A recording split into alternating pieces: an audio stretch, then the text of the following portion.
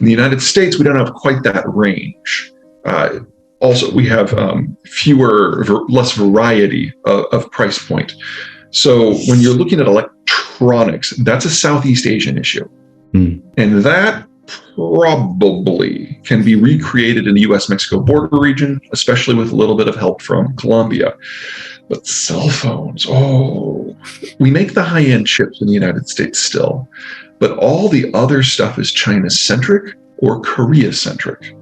So Korea is one of the countries that's going to face the greatest challenges in the world to come. And if it was anyone else but Korea, I would say they're doomed. But the Koreans have a tendency to completely reinvent everything about their culture every 20, 30 years or so. And I don't want to bet against the Koreans. I don't know how they're going to do it.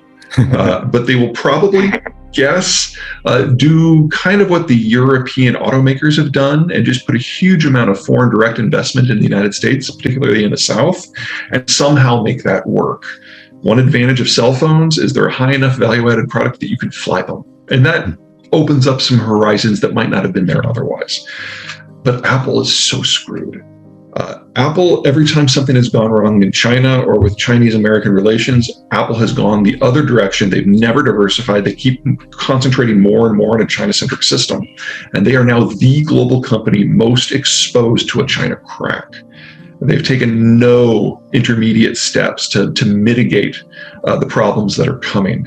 So I can see the entire Apple ecosystem just disappearing for 4 or 5 years until such time as the supply chain can be rebuilt somewhere else. And that means if you have an Apple iPhone, I hope you like it. And I hope you don't think you're going to get another one anytime soon, because it's just not going to happen. This next release is probably going to be the last one for 5 years. I would say some of the good canaries in the coal mine, although some of them are already starting to watch how the Europeans deal with pensions. That's a great start. The Europeans are some of the most advanced economies in the world, and there's also some of the ones that are, from an age point of view, are most advanced. So we're seeing increasing levels of retirement within Europe with a shrinking tax base because there haven't been new children for so long. So Germany hits that peak point in like 2026. I would argue that Italy is probably on the precipice right now. Russia would be a great one to watch because they're crossing the Rubicon right now, but Russian data right now is not exactly trustworthy. Japan is in that same bucket. Korea is in that same bucket. And you can watch how the pension costs have just ballooned over time, but the tax take is now going down. So these are becoming debt-driven societies in a world where international finance is breaking down. So the capacity of these countries to maintain the retirement standards of living that they're used to are just going away. China is a great example to watch for supply chains. Every time the supply chain in China breaks, someone somewhere figures out a way to plug things together in a new way and replace it. So the Chinese COVID vaccine really does not work. And we're now facing an environment where the Chinese are forced to lock down because it's the only tool they have. So as places like Shenzhen, Shanghai, and Guangzhou go offline, if you are China-centric in your supply chain system, you're screwed right now. But the early movers who saw what was coming and started working with the Mexicans a few years ago, they're doing great. They've got cheaper labor costs, they've got higher productivity, they've got less transport issues, fewer insurance issues, fewer energy issues. All of these things that have kind of been building up steam over the last 15 years have really combined into a fundamentally new way to work. And China is the poster child for how it shouldn't go now. For manufacturing, probably not. Right now, it's a combination of short-run stuff with, say, additive manufacturing machine shops to do the small runs closer to populations, or if you have economies of scale, doing some sort of assembly line. And you really can't speed that up.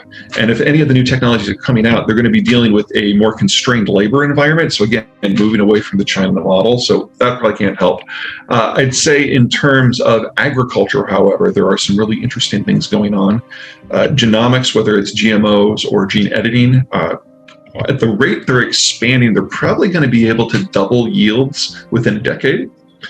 And if you combine digital recognition, facial recognition for people, you can now do that for plants. And so a combine with a specific set of tanks on it and cameras can take photos of each individual plant, decide if it's a weed or a crop, decide if it needs fertilizer or pesticide, and in one run, hit everything. So you're talking about things having to do 2 or 3 runs over a field for the entire season and you're done, as opposed to organic where it's something like 16, which will never work.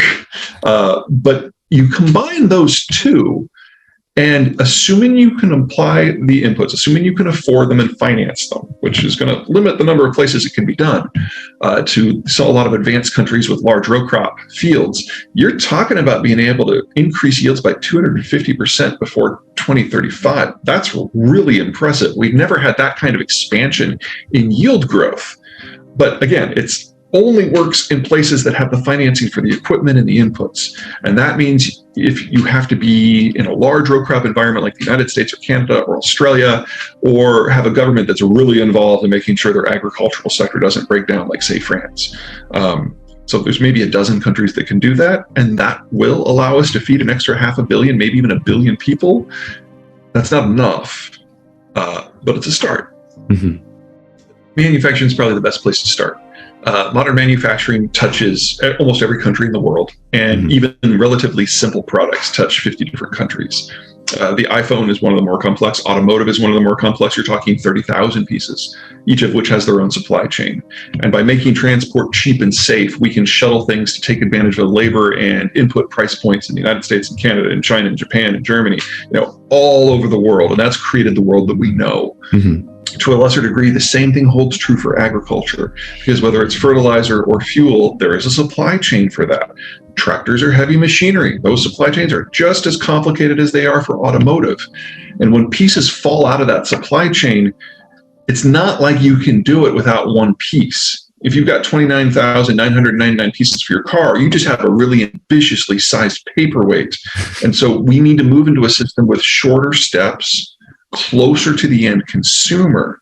And that means that a lot of these countries that have managed to kind of pull themselves off by their own bootstraps can't, unless they're dealing with a relatively constrained regional supply chain. I can see that working in Southeast Asia. Maybe we can see some version of that working in Europe if they can get the raw materials in. But North America is really lucky because we can do it the old way or the new way. While we only in North America have 1/3 of global population consumption, that's enough to supply a mass production system. Mexico's testament to that. The United States is testament to that. But we can also do it the new way, where we start to co-locate manufacturing with population centers. The technology has come far enough, fast enough, that is going to be the new norm for a lot of us. So when I look at the manufacturing of the future, I'm not just looking at the Texas-Mexico interface. I'm also looking at Jersey, because they already have the industrial space in the warehouses. They just need to bring in a few hundred machine shops, and then you're in the clear. Fossil fuel systems are different. The facilities themselves are relatively inexpensive. It's only about 20-25% of the total life cycle cost. The cost is the fuel, and that's roughly 60% of the total. Well, assuming that they're equivalent, and that's a different conversation, but let's assume for the moment that they're equivalent. A wind turbine needs that upfront financing. Well, people talk about how if you increase the cost of financing by 50 to 100 basis points, that a project fails because then the financing costs are too high. We're talking about a world where we're going to increase it by 500 to 1,500 basis points. We're talking about a fundamentally new, different, tougher financial environment.